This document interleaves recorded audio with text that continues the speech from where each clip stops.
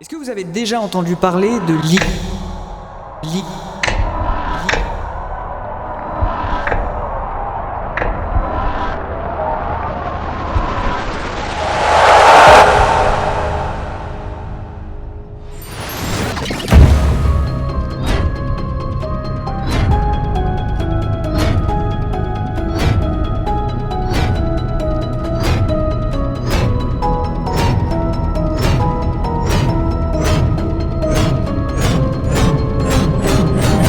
En 2005.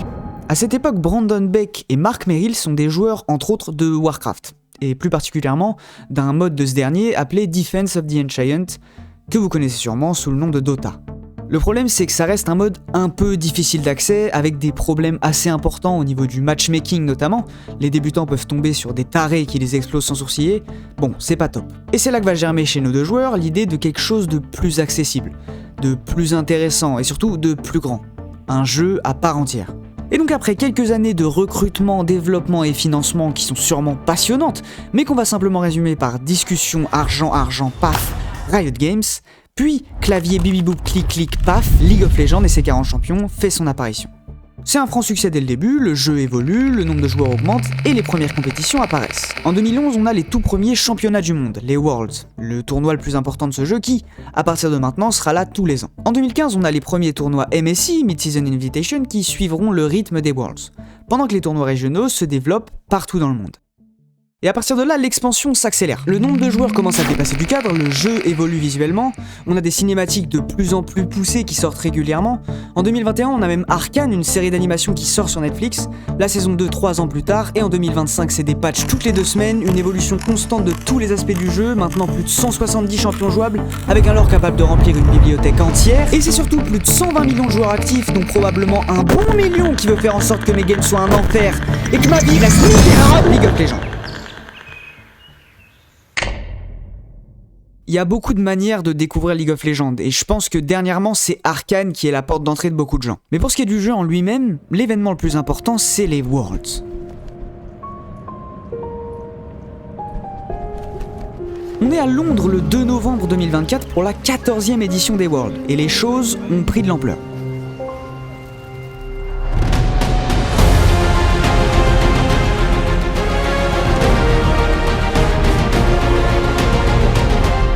Je dis le 2 novembre précisément parce qu'on n'a pas envie de voir les nullards qui ont perdu dans la plus grande compétition de jeu, on veut voir les vainqueurs des meilleurs. Et cette année, c'est juste BLG et SKT T1.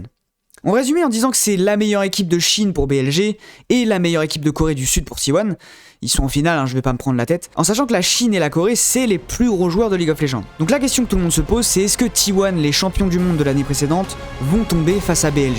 Et c'est de ce match qu'on va pouvoir se délecter calmement en analysant chaque...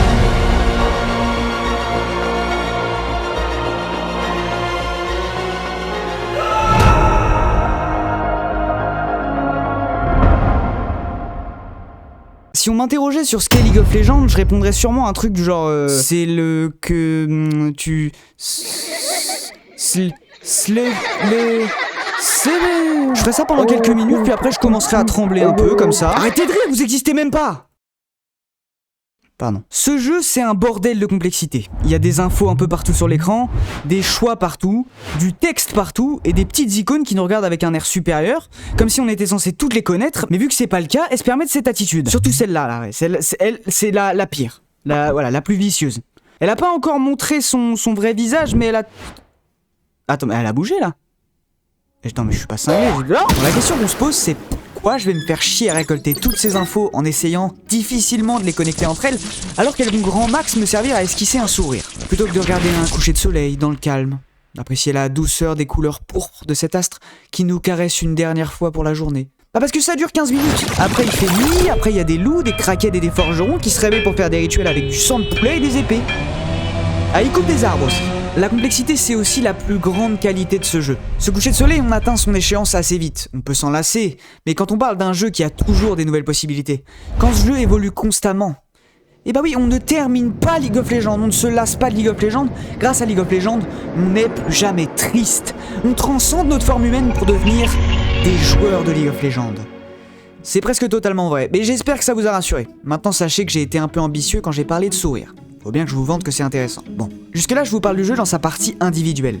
Mais tout ça, vu que ça se joue à 10, ça nous amène à des interactions entre les joueurs. Et 10 personnes qui interagissent avec le même angle de caméra, ça devient vite incompréhensible et chaotique, et plein d'autres mots avec trop de syllabes pour dire que ça fait peur. Mais ce qui est pratique dans ce jeu, c'est que tout s'accélère au fur et à mesure d'une partie. Donc en retournant au début, on va pouvoir essayer de comprendre comment fonctionne cette gigantesque énigme avant même qu'elle commence à se développer, quand elle est calme et du coup compréhensible. Et on va se déplacer à travers une partie petit à petit en s'arrêtant sur les timings intéressants ou importants. D'abord avec une game classique pour les notions basiques, puis on passera à la finale des Worlds de 2024 avec à la clé le titre de champion du monde. Maintenant on remet les compteurs à zéro pour découvrir et simplifier ce jeu complexe qu'est League of Legends. League of Legends c'est un 5 contre 5, où comme je l'ai dit avant, les joueurs vont se battre dans une grande arène, la faille de l'invocateur, qu'on va diviser à son centre pour obtenir les deux camps rouge et bleu. Chaque équipe va avoir 3 lignes qui se rejoignent au centre. La première tout en haut, la top lane, la deuxième au milieu, la mid lane, et la troisième tout en bas, la non, je suis pas d'accord moi, non. On va se calmer là-haut. Ça va pas? Lane. Voilà, bon, ça contraste un peu avec le nom des autres lanes en fait, mais c'est assez intéressant. Oui, bon, le nom c'est bot lane. Voilà, bot lane, c'est mieux. Sur toutes ces lignes, on va avoir 3 tours. La première, la T1, la plus proche du centre. La seconde, la T2. Et la troisième, la... Tu te crois où en fait? Non mais oh, c'est la T3. T3, c'est mieux. Voilà. Suivi par un inhibiteur qui est la première structure de ce jeu qui nous prouve qu'on n'est pas au Moyen-Âge. C'est peut-être pas rassurant pour vous, moi ça me rassure. Et ces 3 lignes rejoignent 2 tours et un Nexus dans la base bleue et rouge. Le but des équipes c'est de casser les tours pour atteindre et détruire le Nexus adverse, ce qui va mettre fin à la partie. Ça c'est le but du jeu, simple, clair. Jusqu'ici je peux aller faire ma propagande dans des écoles, tout le monde devrait comprendre. Mais premier problème, on a 3 lignes et 5 joueurs. J'ai beau mettre autant de signes égaux que je veux entre les deux, ça marche pas. Mais merde! Donc on va regarder comment se passent les premières minutes de jeu. Au tout début les équipes vont apparaître dans les coins opposés de la carte et vont se disperser sur les lignes. La première, la top lane, va accueillir un joueur de chaque équipe. La même chose pour la mid lane, et c'est là que les choses commencent à se compliquer. Sur la bot lane, il y a 2 joueurs de chaque équipe. Le premier qu'on appellera l'ADC, la source principale de dégâts d'une équipe, et le deuxième, le support, qui va devoir supporter son ADC toute la game. C'est pas pour influencer votre vision de ce rôle, mais le terme supporter est parfaitement utilisé. Bon, maintenant que tout le monde est à sa place, la partie va pouvoir commencer. Avec la grande armée de la faille de l'invocateur, les sbires. On dirait pas forcément comme ça, mais ils ont une importance capitale parce qu'ils sont la source principale d'XP et de gold dans LoL. Ah oui, LoL, du coup, c'est les initiales de League of Legends, au cas où vous êtes très lent. Ils vont apparaître à 1 minute de jeu par vague toutes les 30 secondes, et ils vont continuer d'apparaître jusqu'à la fin de la partie. On a 4 types de sbires différents, avec tous ce même regard rempli d'amour, je dirais, non? Bon, je sais pas exactement ce que c'est, mais ils sont remplis de... N'entre pas dans le jeu, c'est un piège. Qui va ta joie de vivre comme nous. Attends, n'écoute pas le petit débile. Wow. Des blagues, c'est que des blagues, hein. Faut pas prendre ces types-là au sérieux, hein. Ils sont, ouais, faut pas les écouter. On en était où, les sbires, 4 types de... Ah oui, alors on va pas parler du dernier type de sbire maintenant parce que les premières vagues vont être composées que des 3 premiers. En commençant par les petits trucs en armure qu'on va appeler des sbires mêlés. Ils vont attaquer les ennemis au corps à corps, ils sont 3 par vague et quand on les tue on gagne 21 gold. Les deuxièmes, les petits sorciers avec leurs petits chapeaux, leurs petits parchemins et leurs énormes bâtons, s'appellent les sbires distance ou sbires mages. Ils ont une plus grande range et ont un peu moins de vie que les sbires mêlés. Ils apparaissent à 3 par vague et ils valent 14 gold chacun. Et le dernier type de sbire qui est juste un gros sbire mage, le sbire canon ou sbire de siège. Gros flemmard de cette armée, il va venir s'ajouter au rang toutes les 3 vagues. Il a beaucoup plus de vie que les 2 derniers et fait beaucoup plus de dégâts. Il vaut 63 gold en début de partie, et pour illustrer parfaitement ce que j'ai dit avant, il va valoir de plus en plus d'argent au fur et à mesure de la game. Maintenant, pour gagner de l'XP, on va pas avoir besoin d'achever les sbires. On va en obtenir quand un sbire autour de nous va mourir. Et donc, quand on est plusieurs sur une lane comme la bot lane, l'XP va être divisé entre les joueurs. Pour la valeur en XP des sbires, elle suit plus ou moins le même ordre de grandeur que les golds. Sbire distance, sbire mêlée et sbire canon. Je vais pas donner exactement combien d'XP donne chaque sbire, parce que l'important c'est d'avoir une idée globale de la valeur. C'est pas nécessaire de toutes les connaître quand on débute, parce qu'en game, les gold et l'XP que vous gagnez s'affichent et s'accumulent en bas à droite pour les gold, et à côté de l'image de votre personnage pour l'XP sous forme de niveau. D'ailleurs, pendant qu'on parle des niveaux, je vais en profiter pour expliquer comment on joue réellement à LoL. Dans ce jeu, on bouge avec le clic droit, notre champion se déplace vers l'endroit ciblé et s'arrête quand il l'atteint. Si on fait clic droit sur un ennemi, on va se rapprocher jusqu'à ce qu'on puisse l'attaquer. On va appeler ça une auto-attaque, et c'est là que l'XP rentre en jeu. Comme je l'ai dit juste avant, notre champion va avoir un niveau. Tous les joueurs apparaissent au niveau 1 et peuvent débloquer une des 3 compétences uniques à leur champion, utilisables avec les touches A, Z et E. Plus tard dans la partie, au niveau 6, on va débloquer une dernière compétence, le R. Le jeu va nous indiquer quelle compétence est généralement choisie en première, et ce à chaque passage de niveau. Les 3 premiers niveaux vont être importants parce qu'ils vont débloquer des nouvelles compétences qui ensuite pourront qu'être améliorées. Monter de niveau, ça va aussi augmenter les stats de base du champion, notamment les HP et les dégâts. Les compétences ont un délai de récupération une fois lancées et généralement un coût qui sera en mana ou en énergie en fonction du champion. On peut voir notre barre de mana ou d'énergie représentée en dessous de la barre de vie. Mais bon, ce serait un peu trop simple si tous les champions fonctionnaient comme ça. Donc certains champions comme Renekton par exemple ont une autre barre liée au fonctionnement du champion et parfois à sa compétence passive qui est en petit à gauche des sorts et qui a pas besoin d'être activé pour fonctionner, c'est passif. On commence à le comprendre, il y a un milliard de sorts différents étant donné que chaque champion a son propre kit qui peut aller d'un simple projectile qui fait des dégâts à la cible avec le A d'Ezreal par exemple jusqu'à la bombe artisanale directement chez vous de celui-là et de ma part. Vu leur nombre, on va pas tous les voir ici, vous allez les apprendre petit à petit en jouant, mais par contre on peut les mettre dans des catégories histoire de déminer un peu tout ça.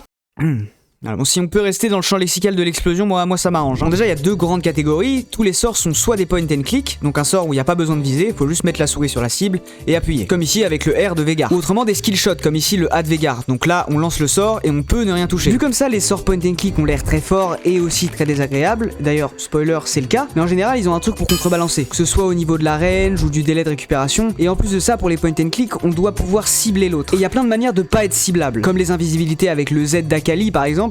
Là, un skill shot est plus pratique. Bref, ça c'est globalement les 2 manières de lancer des compétences. Mais maintenant passons aux différents types de sorts. La première catégorie, les compétences qui font des dégâts. Bon, rien de plus simple à comprendre, hein. Kaboom boom dégâts, le type en face perd des points de vie. Mais non, parce qu'on a 3 types de dégâts différents. Les premiers qu'on vient de voir s'afficher en orange, les dégâts physiques ou AD, représentés dans les stats par cette hache rouillée. Donc c'est pas expliqué, mais elle est orange, donc je vois pas pourquoi elle serait en bon état. Bon, bref, faites ce que vous voulez de l'info. En bleu, les dégâts magiques ou AP, représentés par cette boule de feu bleue méprisable. Et enfin, les dégâts bruts ou true damage qui s'affichent en blanc et qui n'ont pas de représentation. Si vous en voulez une d'ailleurs, imaginez une poire. Voilà.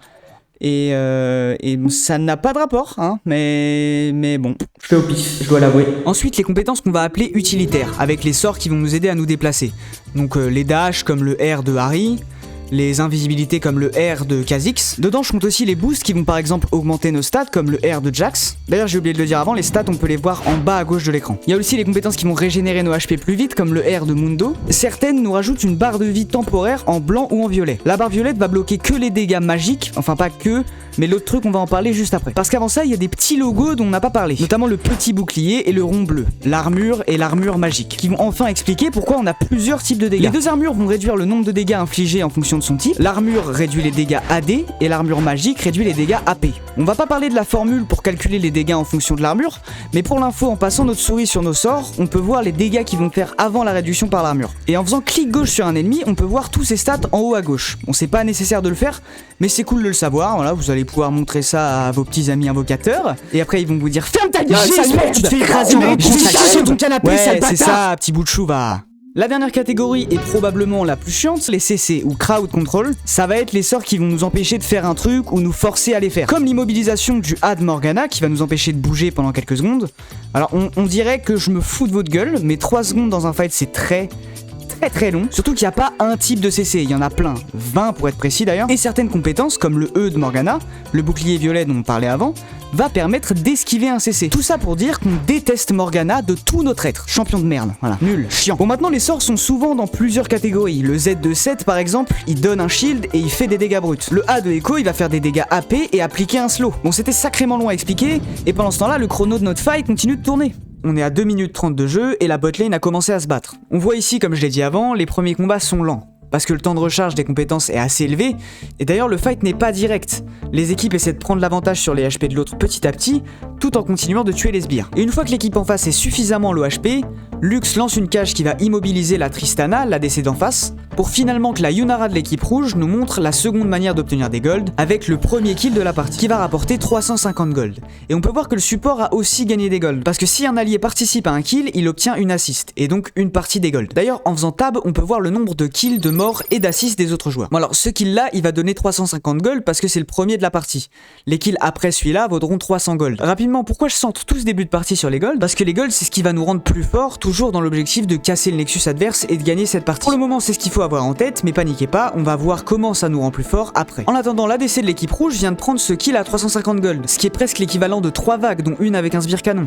Donc c'est un avantage assez important, surtout en début de partie, mais grâce au fait qu'on a un délai avant de réapparaître et que les premières tours sont assez loin de la base où les joueurs réapparaissent, notre ADC va continuer d'avancer avec son support pour augmenter cet avantage en tuant cette dernière vague, qui va rapporter encore plus de gold, mais aussi en enlever à l'équipe en face, étant donné que les sbires alliés vont aller se faire tuer par la tour sans pouvoir être finis par l'ADC. Donc l'ADC ne va pas récupérer de gold et ne va pas récupérer l'XP puisqu'il est trop loin pour la récupérer. Au début on a parlé des tours parce que c'est les objectifs principaux avant d'atteindre le Nexus adverse, mais on va en reparler un peu autrement, puisque c'est aussi notre dernière source de gold. Les tours c'est un peu comme des sbires distance, sauf qu'elles sont statiques, qu'elles font beaucoup plus de dégâts, qu'elles ont beaucoup plus de vie, elles sont là dès le début de la partie, et elles sont en pierre, donc retenez bien que ça n'a rien à voir. Et pour leur fonctionnement, les tours ciblent un par un les ennemis qui rentrent dans leur zone et les attaquent jusqu'à ce qu'ils meurent ou sortent de la zone. Elles ciblent les sbires en priorité, mais si un joueur attaque un autre joueur sous la zone de la tour, elle changera sa cible pour le joueur en question. Par contre, on peut quand même taper les sbires ennemis tant qu'on a des sbires alliés pour attirer l'attention de la tour. On peut savoir quand la tour nous agresse grâce à ce charmant bruit.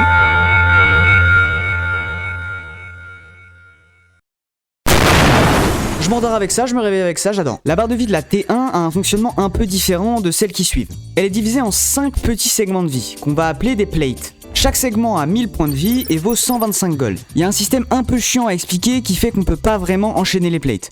Donc globalement, elle gagne de l'armure pendant un certain temps quand on en casse une, et en fonction du nombre de personnes autour. Mais même en cassant qu'une, c'est 125 gold divisé entre les joueurs proches. Donc c'est un peu plus d'une vague de sbires pour le support et la DC, donc un bon moyen de continuer de prendre de l'avance. Mais la botlane ici va choisir de partir. Alors il y a plusieurs raisons pour ça. La première c'est qu'ils ont perdu un peu de HP et s'ils rentrent à la base ça va être régénéré. Et la deuxième c'est d'aller dépenser les golds parce que je vous ai dit que c'était de la force, mais ça le devient que lorsqu'on va les transformer en items. Donc au lieu d'essayer de prendre de l'avance et de potentiellement tout perdre, ils vont appuyer sur B, ce qui va lancer un petit chargement pour les téléporter à la base, où ils seront régénérés et où ils pourront dépenser leur gold. Mais avant ça il y a une dernière raison pour laquelle ils partent. Un dernier rôle qu'on a ignoré depuis le début et qui est sur le point de rééquilibrer le désavantage de gold. Mais où est-ce qu'il est depuis le début de la partie ce rôle? Et bah vu qu'on a plus de place dans la poubelle de la faille pour un troisième joueur, il va se jouer entre les lignes, dans cette énorme zone dont on n'a pas parlé et qui s'appelle la jungle. Donc la jungle, pas jungle hein, jungle. Très important, très important. Gardez ça en tête. Alors on n'en parle que maintenant parce que par rapport au lane, le fonctionnement est très différent et un peu plus complexe. Mais aussi parce qu'il va nous apporter des notions qui sont difficiles à expliquer au tout début. La jungle, vu que c'est une zone très grande, va être divisée en deux parties. Une partie bleue et une partie rouge. Alors, oui, équipe rouge et bleue, partie rouge et bleue. Si vous vous demandez pourquoi faire un truc incompréhensible quand on pourrait juste changer les couleurs, et bah dites-vous que c'est pas de ma faute et que j'en peux plus de vos réflexions qui font pas avancer le propos. Merci. Donc de toute façon je fais un schéma, ça devrait être suffisant. Pour l'équipe rouge, la partie rouge sera du côté de la top lane et la partie bleue côté bot lane. Et inversement pour l'autre équipe du coup. Bon ça c'était pour la partie chiante à expliquer. Maintenant parlons des notions qui sont très différentes. Pour les lanes on a des sbires, dans la jungle on a des camps. Les camps c'est ces petits cercles avec des monstres ou des groupes de monstres à l'intérieur. Et bah alors autant pour les sbires j'ai dit précisément les golds que donne chaque sbire, autant là on va le faire beaucoup plus globalement. Donc on va se contenter de suivre notre petit jungler et je vais vous donner le nom des camps et les golds, on verra ça à la fin de chaque partie. Et alors oui je l'ai dit hein, pas jungler, jungler, rien à voir. Donc il commence dans la partie rouge, le red side, par le camp qui s'appelle les raptors. Donc ce gros monstre avec plein de petits monstres autour. Ensuite il va se déplacer tout en bas vers les golems. Donc ici c'est un mob qui se divise en plusieurs mobs. On va s'arrêter rapidement sur le camp intéressant de cette partie, le red buff, qui du coup donne son nom au red side. Red buff, red side, Red, voilà. Et du coup pourquoi Buff? Parce que Red Bull c'était déjà pris et que c'est pas un taureau aussi. Bull c'est... Et aussi je vous l'accorde parce qu'il va donner un buff. Donc c'est un genre de bonus qui est visible avec cette espèce de rond rouge en dessous du champion. Il va rester pendant 2 minutes et il va permettre de ralentir les ennemis avec les auto-attaques et de les brûler, donc grignoter un petit peu leur HP. En plus de ça, en dehors des combats, on va récupérer des points de vie toutes les 5 secondes. Bon, c'est pratique vu que les monstres font assez mal au niveau 1. Après ces 3 camps, notre jungler a terminé son red side, et ça lui a donné 274 gold et assez d'XP pour passer au niveau 3. En passant par la mid lane, il va se déplacer jusqu'au côté bleu, le blue side, avec son premier camp composé de 3 petits loups, qui sont donc les loups. Voilà, bien vu. Puis ensuite on a le gromp, qui d'ailleurs veut dire grogner en anglais, et petit easter egg, on peut l'entendre grogner très discrètement de temps en temps si on écoute bien. Chut, chut, on écoute.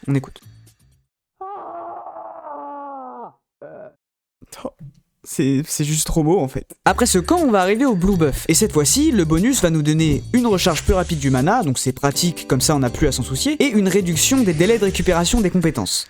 Ça a pas l'air exceptionnel, mais déjà dans un fight ça peut clairement faire la différence, et c'est de toute façon hyper pratique pour pouvoir tuer nos camps plus vite. Avec son blue side, le jungler est passé au niveau 4 et a récupéré 255 gold. Avec tous ses camps en poche, il a terminé le cycle de sa jungle. Enfin, pas tout à fait, parce qu'il va nous rester un dernier monstre dont on n'a pas parlé. Il va apparaître entre les jungles des deux équipes, dans la rivière. Ce monstre, c'est le carapateur. Alors, il va donner des gold et de l'XP comme les autres, mais il va aussi créer une zone ronde qui augmente la vitesse de déplacement quand on passe dessus. Sauf qu'elle sert pas qu'à ça, cette zone. Elle va aussi nous apporter une notion un peu nouvelle, et très importante, encore plus du point de vue du jungler d'ailleurs, la vision.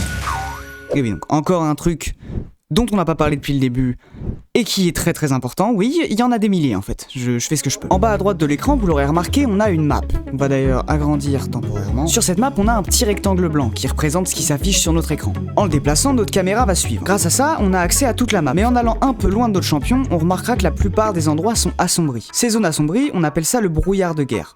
On y a accès, mais en réalité, on voit pas ce qui se passe dedans. Et donc, à l'inverse, quand un endroit n'est pas assombri, on dit qu'on a la vision dessus. Il y a plusieurs sources de vision constantes. Les bâtiments, les sbires, et enfin les joueurs. Que ce soit nous ou nos alliés, la vision est partagée pour toute l'équipe. Et le carapateur va donc apporter cette vision temporaire à tous nos alliés. Et donc, grâce au brouillard de guerre qui cache la vision du mid laner bleu, le jungler va pouvoir arriver discrètement et le tuer, ce qui va lui offrir 300 gold. Ce déplacement du jungler sur une lane s'appelle un gank. Et c'est en partie ce potentiel gank qui a poussé la bot lane rouge à partir. Oui, on partait de là avant. Donc par rapport aux autres, le rôle de jungler a l'air particulièrement chiant. Farmer tous ses camps seul, puis attendre dans un buisson qu'un des laners proches fasse une erreur pour enfin avoir un peu d'attention, c'est pas ouf.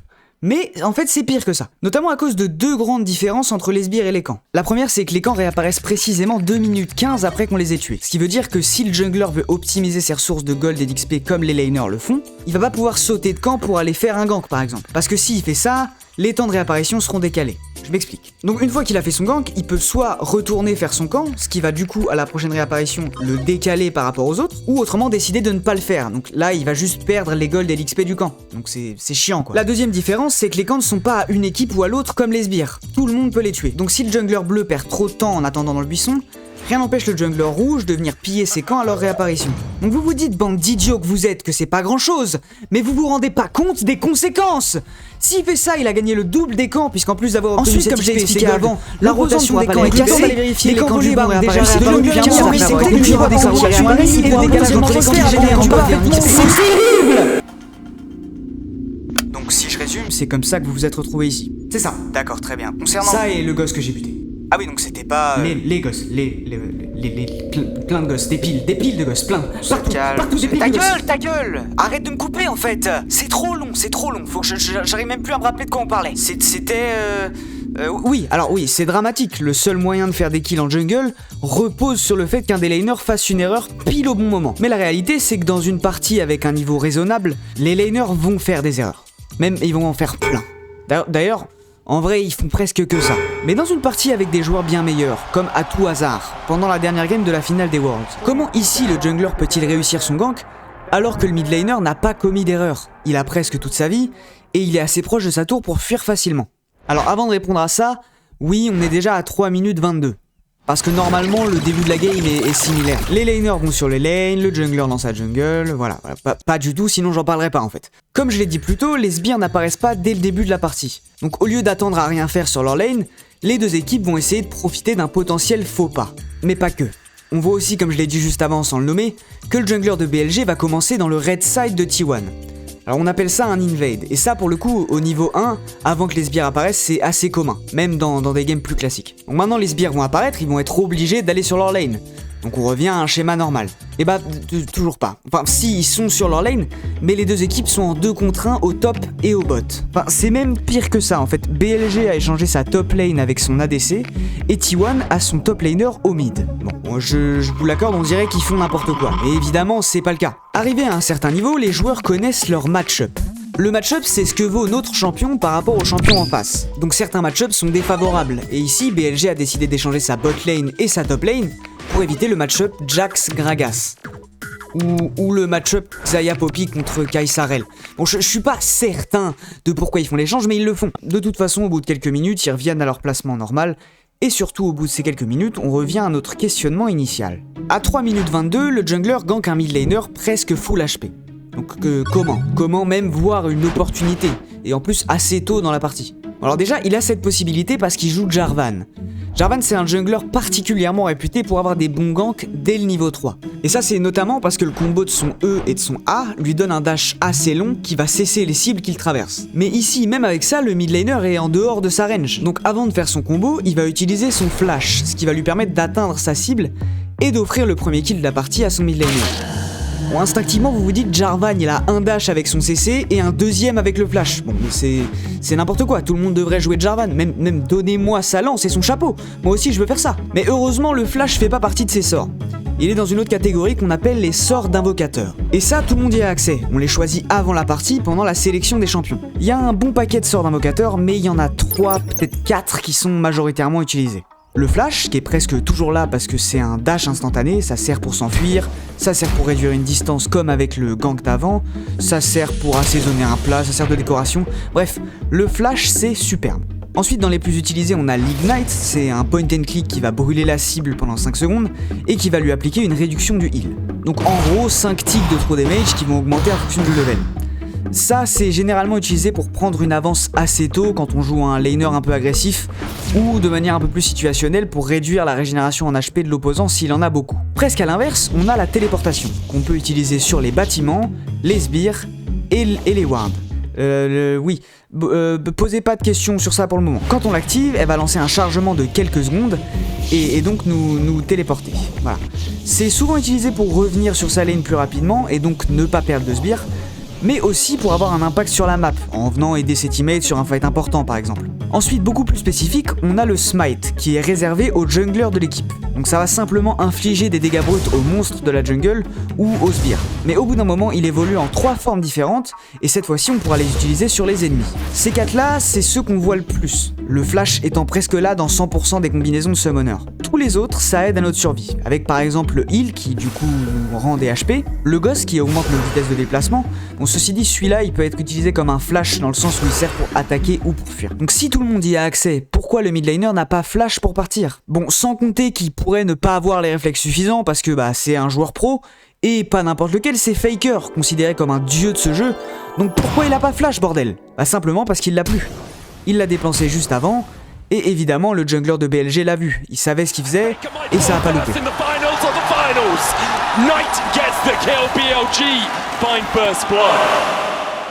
Maintenant, avec ses 400 gold d'avance, Knight va rapidement back. On le voit d'ailleurs sur la minimap. Et du coup, il va être temps qu'on parle de comment on dépense nos gold. Quand on est de retour à la base, si on appuie sur P, on fait apparaître le shop. Et c'est ici qu'on va pouvoir acheter des items. Problème, il y en a beaucoup trop. Et vu leur prix, il va falloir faire des choix. Ces choix, on va les faire en fonction de notre champion. Pas que, mais c'est ce qu'on va voir en premier. Ici, Knight joue Ahri.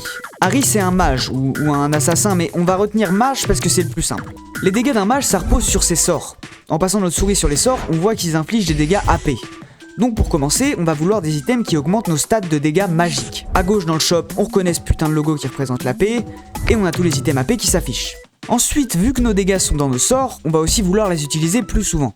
Donc pour ça, on a la réduction des délais de compétences, le petit sablier, hop, on rentre ça dans nos filtres. Pour finir, vu que les sorts coûtent beaucoup de mana en début de partie, et qu'en plus on va les lancer souvent, on va vouloir du mana supplémentaire, donc la petite goutte de mana en bonus, et là nos choix sont déjà un peu cadrés. Maintenant on peut choisir, en lisant le passif des items, les petites lignes en dessous, voire l'actif pour certains. Et d'ailleurs aussi en fonction du prix de l'item. En parlant de ça, on va rarement faire un item directement, on va acheter ses composants, qui donnent aussi des stats, avant d'avoir assez pour l'item complet. Avec tout ça en tête, ici Knight va acheter un tome d'amplification à 400 gold qui va lui donner 20 d'AP, des bots qui coûtent 300 gold et qui lui rajoutent 25 de vitesse de déplacement, et un saut noir à 350 gold qui va donner 15 AP et 50 HP, mais qui a aussi un passif assez intéressant.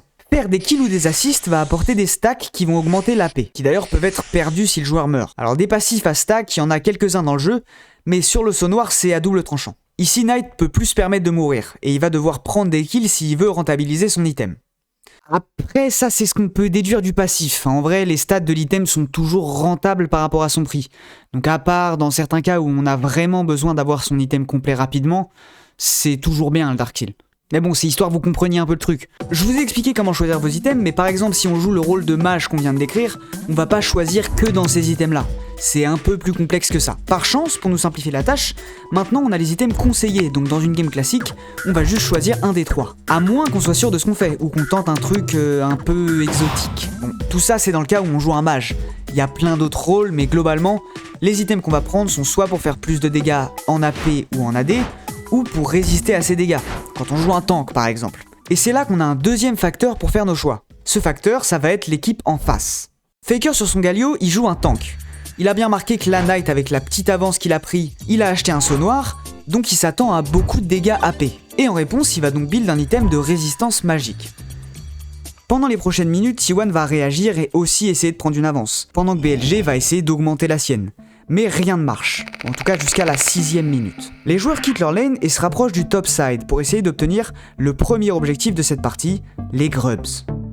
Les grubs, c'est ces 3 mobs. Ils apparaissent à 6 minutes pendant ce patch, bon, ça a évolué sur les prochaines mises à jour, mais ici c'est 6 minutes. En les tuant, on va récupérer des gold et de l'XP bien évidemment, mais si toute la map se déplace, c'est parce qu'il va être bénéfique pour toute l'équipe. Toutes les personnes de l'équipe qui tuent les grubs ont droit à un bonus, qui va en résumé permettre de casser les tours plus vite.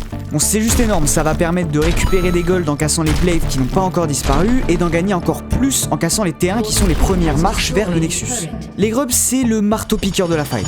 Les grubs, c'est le plancher pour construire la terrasse de la victoire. Les grubs, c'est ce qui rapproche une des 2 équipes du titre de champion du monde. Et c'est maintenant que ça se joue.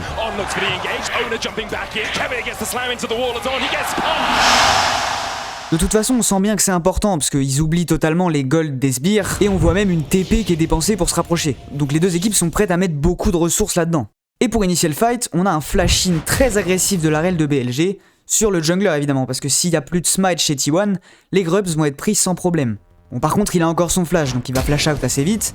On voit l'ultime de Galio qui s'affiche au sol, qui va faire reculer BLG, et maintenant, à cause de sa tentative, la rel est coincée sans son flash. Et donc la Poppy va utiliser le sien, et la stun, ce qui va sécuriser le kill. Et juste comme ça, le fight est fini. L'objectif est sécurisé pour T1. Parce que BLG va pas continuer à se battre s'ils sont en 5v4, sans même avoir pris de HP, et en sachant que l'avance que Knight a pris au mid, elle est pas suffisante pour contester la supériorité numérique de T1. Bon, ce qu'il faut comprendre, c'est que c'est terrible pour BLG, mais ils partent avant que ça devienne pire. Bon, maintenant il n'y a plus qu'à dérouler, on tue les grubs, on casse les plates, et T1 repart avec un petit paquet de gold, en plus bien sûr du bonus des grubs, qui va rester jusqu'à la fin de la partie quand même. Dans cette game, le premier fight important, ça a été les grubs, mais ça aurait pu se passer autre part. Vous avez remarqué que depuis le début, tout est symétrique. Les jungles, les lanes, les tours, tout. Donc si on va de l'autre côté de la rivière, il y a un autre objectif. Le dragon. Il spawn 1 minute plus tôt à 5 minutes, sous 6 formes différentes. Ouais, 6 formes. Pour que ce soit un peu moins chiant, vu que ça fait encore un truc que je dois citer, c'est un enfant de milliardaire bénévole qui va les énoncer. Et à chaque forme qu'il va donner, on va constater l'évolution de son héritage modifiée en direct par ses parents. On se met tout de suite d'accord, hein, sa voix ressemble un peu à la mienne, mais c'est pas moi, hein, c'est vraiment un enfant de milliardaire. Il s'appelle Arnaud, voilà. Comme ça, il a un nom, enfin il a toujours eu un nom, mais je vous le donne. Bon bref, on l'applaudit bien fort.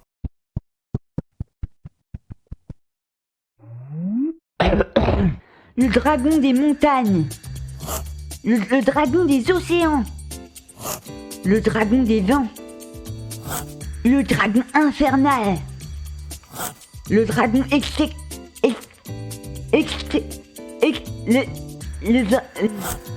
le dragon qui... Qu'est-ce que je fais de ma vie, bordel? On voit ce que tu fais. Arrête de nous faire perdre du temps.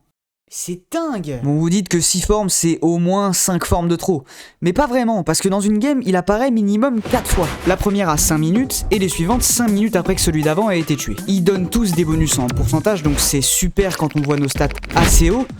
Mais au début de la partie, c'est un peu ridicule. En fait, les dragons, ils sont construits pour avoir de plus en plus d'impact sur la partie. Parce qu'en plus de stats en pourcentage, si on en accumule 4, on gagne l'une des 6 souls qui correspondent à chaque dragon. La soul, c'est un bonus vraiment énorme, et en plus, il est donné à chaque joueur de l'équipe.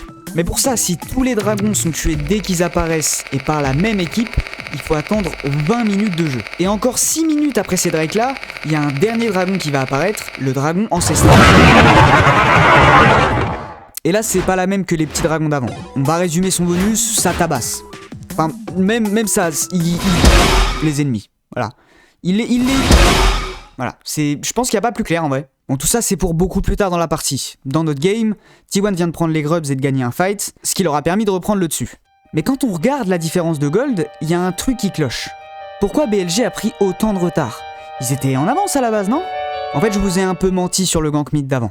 Mon Knight, il a vraiment pris une avance au mid, mais il a aussi compensé celle que T1 avait déjà. Parce que même avant le premier kill, le farm de la Xayah et du Gragas ont créé un désavantage de gold pour BLG. Et je me suis pas foutu de votre gueule, hein, les sbires c'est super important. Et donc pendant les 3 minutes avant les grubs, cet écart va se rééquilibrer. Ce qui fait qu'en réalité, c'est ce fight qui a tout changé. Avec plus de 1000 gold de différence maintenant en faveur de T1, qui dessinent tranquillement leur finale. BLG, il voit bien que le Galio de Faker, qui par son kit et par ses items est l'anti-AP parfait, en face de leur espoir le plus probable qui est la Ahri de Knight, qui est donc full AP, il va pas être rigolo à gérer. Le Galio, hein, pas Faker. Faker, je doute pas qu'il est très marrant.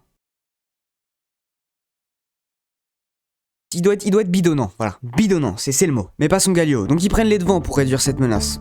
Bon, ils y vont à 3 parce qu'il est quand même déjà assez tanky et il est pas si loin de sa tour. Bon, et là déjà, en 3 contre 1, on le voit pas survivre. Et pour venir l'achever comme à la 3ème minute, c'est le Jarvan qui vient le flash in. Mais si le Jarvan a récupéré son flash en sachant que Faker l'a dépensé avant, il l'a aussi récupéré. Et du coup, il va sortir assez joliment de ce 4 contre 1. Bon, c'est pas si terrible que ça pour BLG, parce qu'ils ont quand même échangé un flash et ça va clairement faciliter la vie de la Ahri. Donc pourquoi pas. Mais ce léger délai où le jungler et la bot lane sont au mid, ça va permettre à la Xayah de T1 de push la wave bot et d'aller casser une plate. Puis une deuxième, et tout en préparant un potentiel dive avec leur jungler à côté. Bon, évidemment la botlane de BLG, ils voient le truc arriver, hein. Ils vont garder leur distance et ils vont faire attention. Sauf que maintenant qu'ils se pensent tranquilles, après avoir pris une 3ème plate quand On se rapproche pour aider son ADC à farmer, Keria va trouver un angle, il va stun la Rel qui est déjà low HP, et ça va offrir un petit paquet de gold à Gomayusi. Encore un petit paquet de gold. Et le pire dans tout ça, c'est qu'il s'en sort vivant. Il n'y a même pas d'échange de gold, là c'est juste c'est un braquage. Résultat, même s'il avait déjà de l'avance, maintenant elle est encore plus grande. 1400 gold de plus que son opposant direct. C'est fou. Donc si le Galio de Faker ça devient un réel problème, la Xayah de Gomayusi se place maintenant très clairement à ses côtés. Mais c'est même pas fini. Avec ce dernier move, le fait que le jungler de BLG a perdu du temps au mid, ce qui lui laisse plus le choix d'aller farmer ses camps, et que Faker gagne un trade qui force Knight à back au mid, Honor a tout son temps pour prendre le premier Drake. T1 ne rate pas. Et d'ailleurs même quand il rate, on l'a vu avec le premier gank, ça finit par se rééquilibrer assez vite. Mais maintenant ils prennent des objectifs, ils prennent beaucoup de gold, il suffit qu'ils aient encore un peu de réussite et la partie est sûrement terminée. Donc là il faut vraiment agir vite du côté de BLG. Mais pas juste pour prendre un flash, là il faut vraiment brasser de l'oseille. Donc BLG se tient prêt. La botlane de T1 il continue de récupérer des ressources, donc il s'avance de plus en plus. Ils pensent avoir rien à craindre parce qu'ils sont 3 au top, en plus la Xayah est assez fed, et Bean est en train de back. Donc bon. Mais avec On qui est en train d'arriver et la TP de Knight et Bean, ils se retrouvent coincés en 4v2. On pourrait espérer un sauvetage de la part de Zeus ou Faker, mais ils ont plus leur TP et Faker est pas assez proche pour utiliser son R. Bon, il y a plus beaucoup d'options possibles. Donc Keria va se sacrifier pour gagner du temps à Gomayusi, qui va quand même se faire attraper, mais par chance il lui reste son ultime et son flash, qui vont du coup lui sauver la vie. Mais ça va laisser Honor mourir et donner un doublé à la Ahri de Knight. Donc là, on respire un peu du côté de BLG, on vient de prendre des plates et la Ahri back assez vite pour foncer récupérer la wave bot. Bon, on voit bien que T1 a le dessus, mais le fait que Knight ait récupéré presque toutes les ressources de Bilibili, ça lui permet d'avoir le plus de gold de la partie actuellement, et donc de garder ce statut de menace potentielle. Pendant les prochaines minutes, c'est plus calme, parce qu'on doit le rappeler, petite musique, pas celle-là, bah, voilà, c'est la grande finale. Les gagnants repartent avec le titre de champion du monde et le respect de tous les joueurs de League of Legends, pendant que les perdants sont guillotinés devant toute la salle pour le spectacle. Les supporters de l'équipe gagnante ont hâte d'agiter les têtes des perdants. On va avancer un peu à la 16e minute, parce qu'on a un nouveau monstre qui apparaît du côté du top side. Ce monstre, c'est le Herald, ou le héros de la faille, si vous avez de la salive en trop. Alors, il vient pas d'arriver, il est là depuis 2 minutes parce qu'il apparaît à 14 minutes. Et comme tout ce qui apparaît du côté du topside, il aide à casser les tours. Et là, c'est un peu moins subtil qu'avec les grubs. Quand il est tué, il laisse tomber un œil, qui ne peut être récupéré que par l'équipe qui l'a éliminé. En l'utilisant, on fait donc apparaître le Herald, qui va se déplacer avec des petits pas tout mignons, et agir comme un gros sbire. Voilà. Et il fait sa petite vie, tout ça, et s'il est proche d'une tour, il fait des gros dégâts. Donc tout ça, ça le rend assez important, surtout que même s'il perd de la vie quand il fait une charge, il en a assez pour en faire 2 voire 3. Donc le résultat de cet objectif, c'est beaucoup de gold et un beau boulevard vers le Nexus. Donc logiquement, on va avoir le droit à un autre fight important. J'ai hâte. Bah pourquoi y'a personne ? Je viens d'expliquer pourquoi c'était super le Herald. En fait, le second dragon est en train d'apparaître au bot. Du coup, ils vont juste échanger les objectifs. T1 va prendre le Herald et la T1 top, et BLG va prendre le Drake et la T1 bot. Bon, on pourrait croire que c'est un bon échange, Mais en fait, ils ont pas uniquement pris la T1 top, ils ont aussi gratté pas mal de dégâts sur la T2. Donc en gardant une petite pression, ils finissent par la prendre peu de temps après. Et du coup, prendre cette T2, ça leur crée une brèche. Et à la première occasion, ils vont s'y engouffrer pour atteindre la base de BLG. On rappelle aussi qu'ils ont un Herald en poche, donc à cette prochaine occasion, peut-être qu'ils vont pas juste rentrer dans la base. Mais bon, avant ça, quand on les voit se déplacer dans la jungle, ils perdent du temps à taper des trucs dans les buissons, c'est... Vous vous croyez où là? C'est pas un tournoi local, c'est la finale bordel, restez concentrés.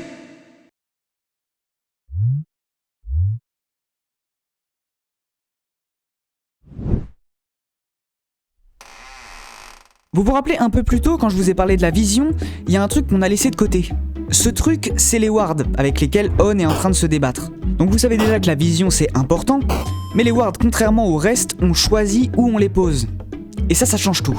Pour donner un exemple concret, quand Bean est en train de récupérer les waves au top, il va penser à aller placer une ward parce qu'il a vu Zeus disparaître de sa vision. Donc sur le moment c'est pratique parce qu'il est certain d'où va Zeus, il l'a sur sa vision, donc il peut reculer tranquillement.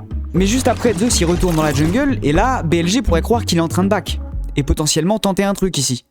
Mais grâce à la petite ward qu'il a placée juste avant, on peut voir Zeus attendre patiemment une erreur, sans être visible. Ah si, du coup, on le voit, mais il pense ne pas l'être. Bon, après, ici, évidemment, c'est des joueurs pros, ils s'attendent à ce que Zeus il attende ici. Mais ce qu'il faut retenir, c'est que l'information sur les ennemis, c'est capital. Parce que s'ils sont pas visibles, on peut jamais être sûr de pouvoir commencer un fight, par exemple. Ou qu'ils sont pas en train de faire un objectif en secret, comme T1 l'a déjà fait par le passé. Dans ce petit onglet en bas à droite, tout est en rapport avec la vision. Mais on n'a pas que les wards, on a aussi entre autres le dewarder qui permet de faire une pâte à crêpes sans aucun grumeau. Évidemment, non, ça enlève les wards, c'est dans le nom en fait. C'est pas un dégrumeur, bon, fermez-la alors. En l'activant, on fait apparaître temporairement un genre de petit détecteur de wards autour de nous, qui va du coup nous permettre de les casser, parce que oui, quand on pose une ward, les ennemis ne la voient que pendant un court instant avant qu'elle disparaisse. Et donc pour les voir et les casser avant qu'elles se cassent d'elles-mêmes au bout d'un certain temps, on a ce dewarder et quelques autres trucs qu'on va ignorer pour des soucis de vidéos beaucoup trop longues et indigestes. Il y a une dernière option beaucoup moins utilisée parce qu'elle est beaucoup plus situationnelle, c'est la ward bleue. Donc sa spécificité à elle, c'est qu'elle va pouvoir être posée de très loin. Et donc contrairement à la ward classique, elle se casse pas au bout d'un certain temps, elle se casse quand elle détecte un joueur ennemi. Ça c'est les options gratuites qu'on peut choisir pendant la partie en retournant au shop. Mais on a aussi une ward achetable, la pink ward, qui je vous jure était rose à une époque. C'est un peu un mélange de ce qu'on a vu avant. Elle se pose à une distance normale comme les wards classiques, elle détecte si des wards sont placés autour et les rend visibles comme le dewarder, et pour finir, elle n'a pas de limite de temps.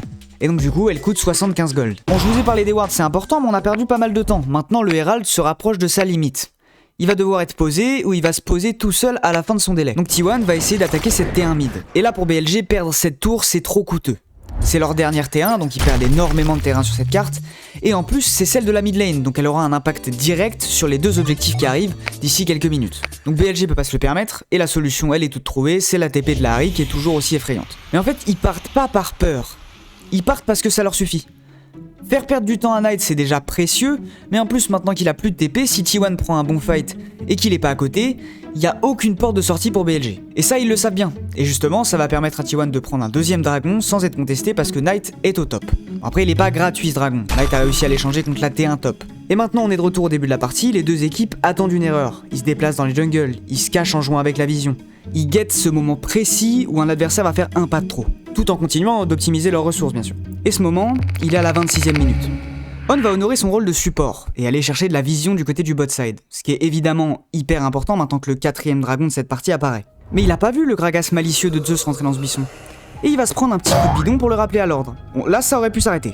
Mais il décide de foncer sur ce même Gragas qui n'a build que des items tank, parce que j'imagine qu'il a pas assez de place pour une coupe dans sa valise, vu qu'elle est remplie de petits porte-clés Big Ben. Je dis ça parce qu'ils sont à Londres. En fait, il comptait sur Bean et Elk qui sont pas trop loin, mais Gumayusi il a commencé à se déplacer avant même que le fight commence, et il est donc là pour venir mitrailler On. Ça nous permet de nous rendre compte des dégâts de fou de cette Xayah, et on a droit à un ultime du Galio de Faker pour être sûr que ça va pas se retourner contre eux. Donc bon, surprise, ça se retourne pas contre eux, et ça leur offre même un 3ème dragon. Les dragons, on l'a déjà dit, c'est fait pour le late game, et la Soul est maintenant à la portée de T1. Ça fait maintenant plus de 20 minutes qu'on ne parle que de T1. T1 prend une avance, T1 prend des golds, T1 prend des objectifs. T1 a truqué cette finale et Faker est un robot russe créé pour nous dégoûter du jeu et le racheter pour le transformer en litre de vodka of Legend. Si on vous dit le contraire, on vous ment. Mais BLG, c'est pas des ivrognes.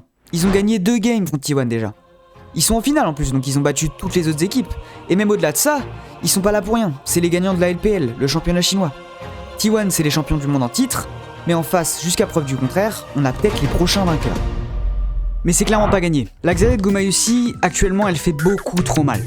Et en plus, elle a de quoi s'échapper, avec son ultime, son flash et sa cleanse qui lui permet de sortir d'un stun. La question c'est est-ce qu'elle va tenir face à Sean, Bean et Knight qui ont tous les trois de quoi la coincer. En sachant que le prochain fight il est encore plus important que tous les précédents parce que les levels de tous les joueurs ont augmenté et leur délai de réapparition aussi. Donc les gagnants du prochain teamfight, ils repartent avec des golds, mais surtout avec 40 secondes si ce n'est plus de liberté totale sur la carte. Donc est-ce que cette Xayah va tenir ? Est-ce que Knight va briller ? Est-ce que Faker est un robot ? Est-ce que cette finale va prendre fin maintenant, après 28 minutes 30 de game ? C'est ce fight qui va nous répondre. On voit assez clairement Sean et On se rapprocher de cette Xayah, qui est leur objectif principal.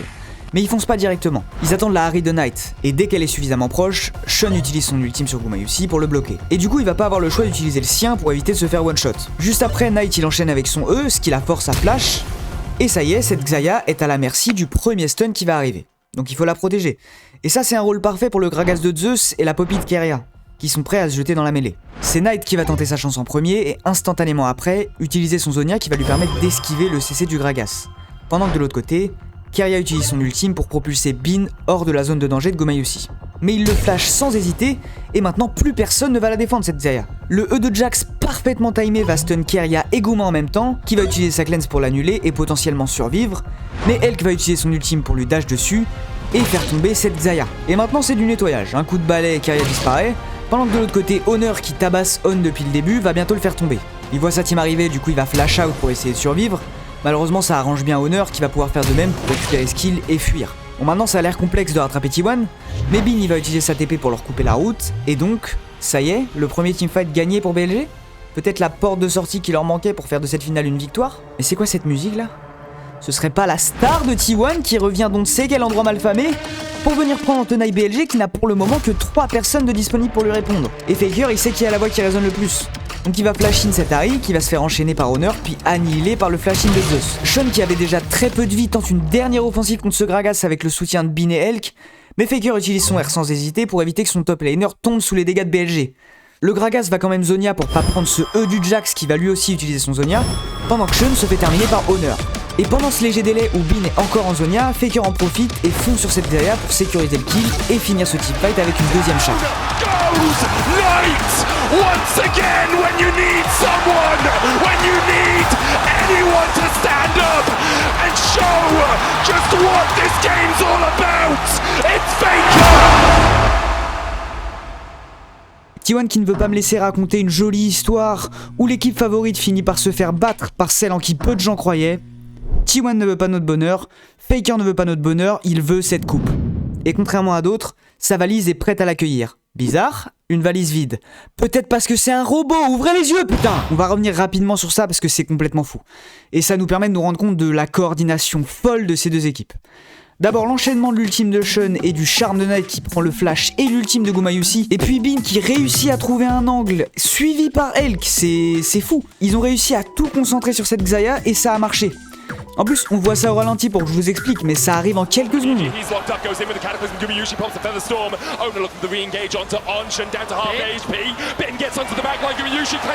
Et après, quand tout paraît perdu pour T1 qui se retrouve en 3 contre 4, là, à ce moment-là, personne dans la salle les voit sortir gagnants. Faker qui, encore une fois, nous montre une coordination magnifique avec Zeus et Honor en faisant tomber Knight, qui nous fait comprendre tout ce que ça a coûté à BLG de faire tomber Gumayusi. Et ce move là aussi il est crucial, parce que si Knight ne meurt pas, il aurait probablement fait tomber tout le monde. Franchement là ils ont presque remis en jeu la game, et c'est T1 qui malgré tout repart avec la victoire, et donc la récompense dont on a parlé juste avant, les plus ou moins 40 secondes de libre sur la carte. Qu'est-ce qu'on fait avec ? Bon, ils pourraient essayer de se rapprocher le plus possible du Nexus, mais à 3, ils vont récupérer potentiellement une tour, peut-être gratter des dégâts sur la deuxième, mais rien de plus. Et pourtant, je vous ai dit que ce fight c'était le plus important depuis le début, ça peut pas être juste ça. Évidemment, c'est parce qu'il y a une autre option. Au lieu de simplement foncer vers la base de BLG, T1 peut se diriger du côté du top side pour faire le dernier objectif neutre que j'ai à vous présenter, le Baron. On dira Baron ou Nashor, le nom complet c'est Baron Nashor. Contrairement à tous les autres, sans compter le dragon ancestral, il est rarement tuable par une seule personne. Et heureusement d'ailleurs, parce que faire le Nashor, ça annonce généralement la fin de la partie. Pour 2 raisons. La première, c'est l'énorme apport en gold et en XP pour l'équipe. On le voit, quand T1 le termine, il passe de 54 600 à 56 200 gold. Donc 1600 gold dans la poche, c'est énorme. Et pour l'XP, flemme, mais c'est beaucoup. Et surtout, c'est pas tout.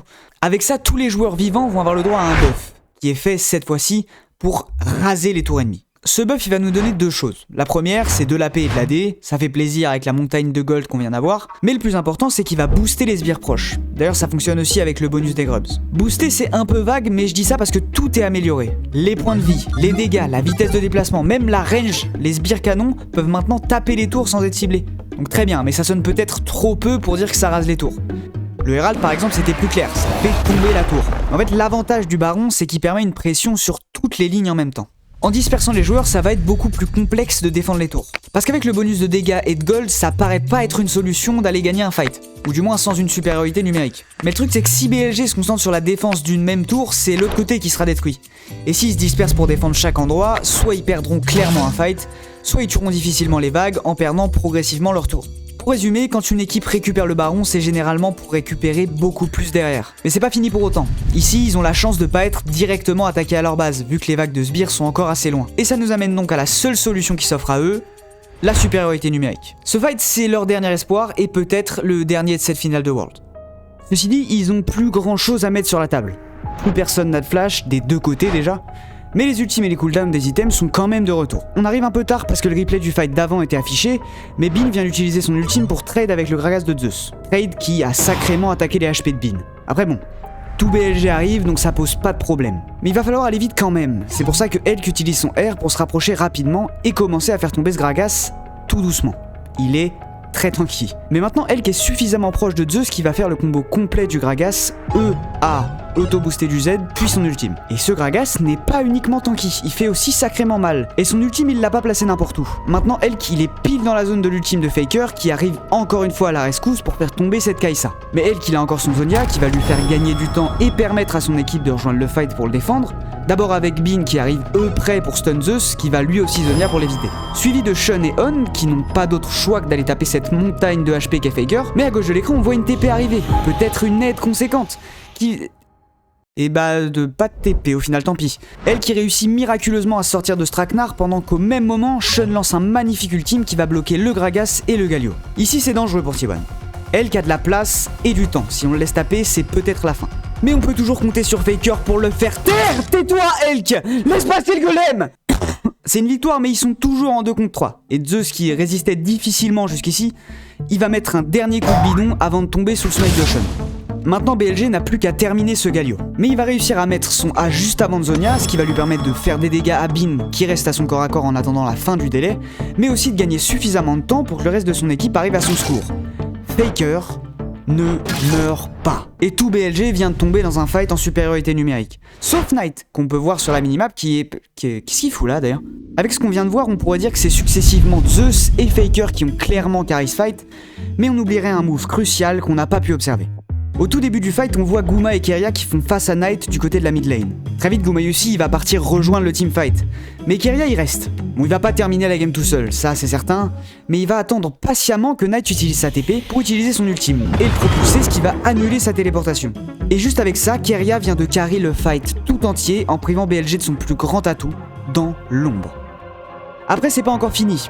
Knight est toujours vivant, il reste quelques tours à BLG, sur un malentendu, ça peut...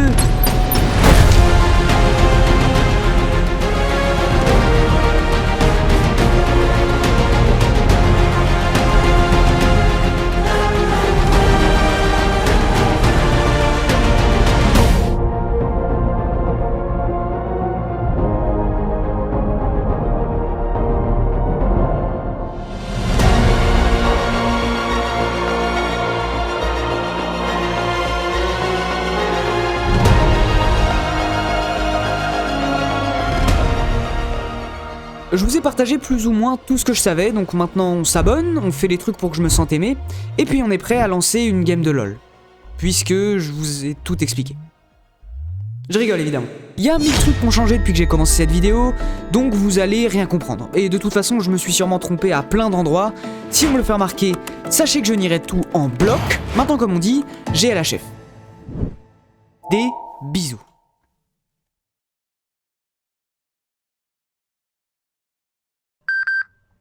Oui, bonjour, j'ai lancé une game hier, j'avais dit qu'on ne ferait plus, mais j'ai décidé d'apprendre le rôle de jungle. Et il s'est passé quelques petits trucs, donc je voulais savoir si vous aviez un besoin d'enfants. J'ai un hangar assez plein en fait, et j'aimerais savoir si vous vouliez les prendre, parce que ça part pas comme des petits pains, quoi. Ça a un peu du mal à... Ah mais, putain, mais des baguettes d'enfants.